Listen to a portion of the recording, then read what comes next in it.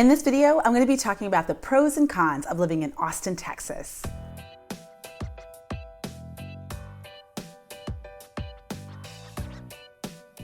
Hey everyone, I'm Angie Ufomata, your favorite local realtor in the beautiful Austin area.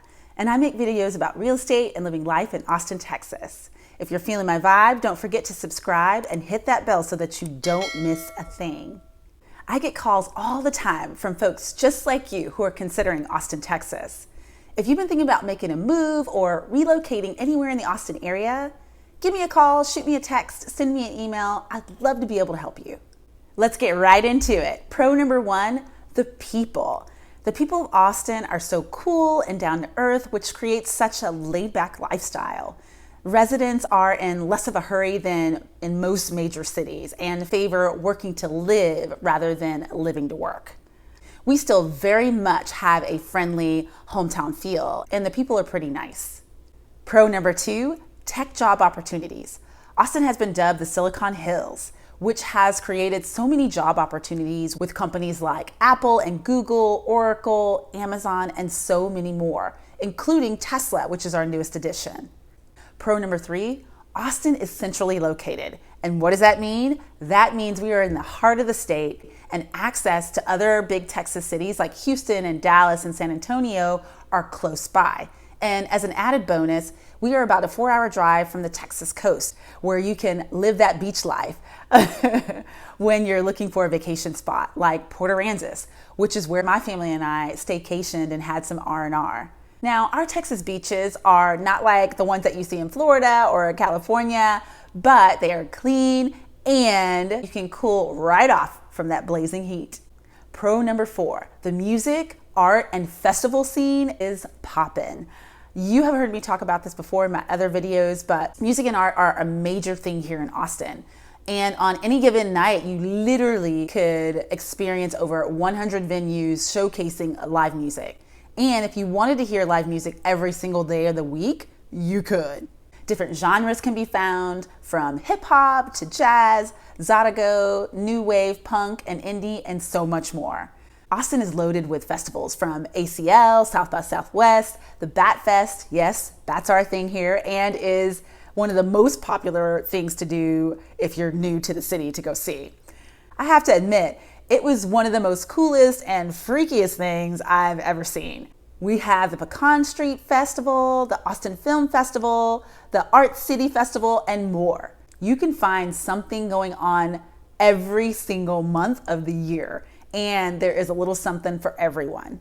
We take pride in the music and art. It's a part of the DNA of our city. Pro number four, the food. Yes, the food. And I'm not just talking about the classics like barbecue and Tex-Mex, which we're known for, but I am talking about the dives, the food trucks, the bakeries, the fine dining, and eateries that are creating culinary trends around the globe.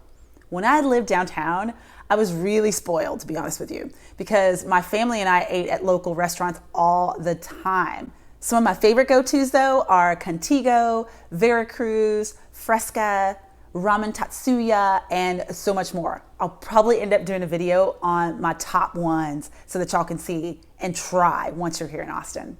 Food brings people together, and luckily, when we gather for a meal here in Austin, Texas, the food is something to talk about. Now let's talk about some not so good things about living in Austin, which is con number one.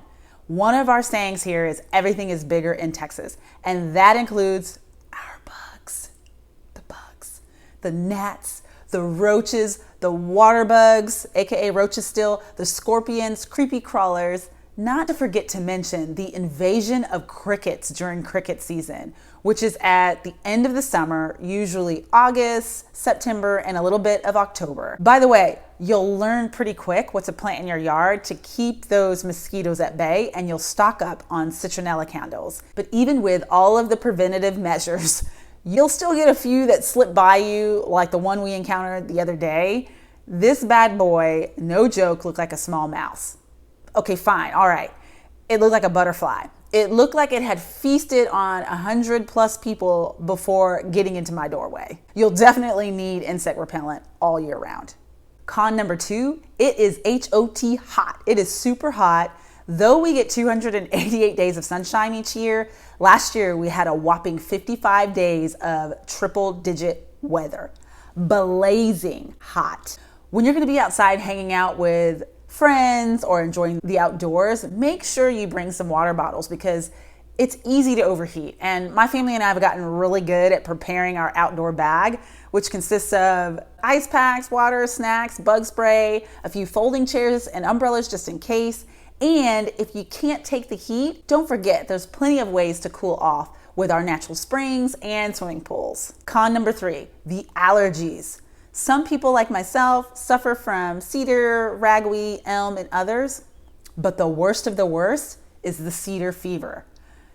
Listen, the cedar fever comes from the ash juniper tree, and it just emits this potent cloud dust of pollen, which gets all over your car, windows, everywhere. And when you breathe that stuff in, you feel like you have the flu. My husband calls it the green haze of death. Yes, because you feel like you are dying.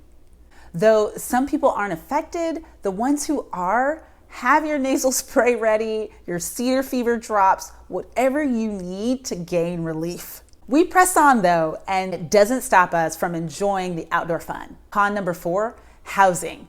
Now, housing costs have increased, the median home price has gone up, and with over 120 people moving here every single day, it makes real estate very competitive. From the rental market, which is about $1,400 a month, to home prices with the median home price of $407,000. Added to that are property taxes.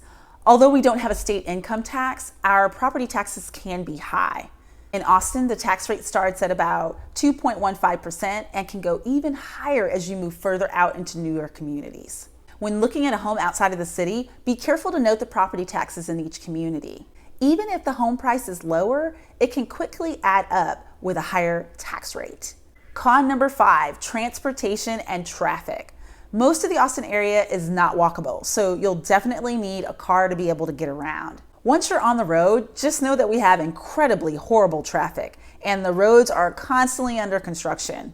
We are a big little city and we just realized and acknowledged that the big part was missing. And so we need to expand our modes of transportation.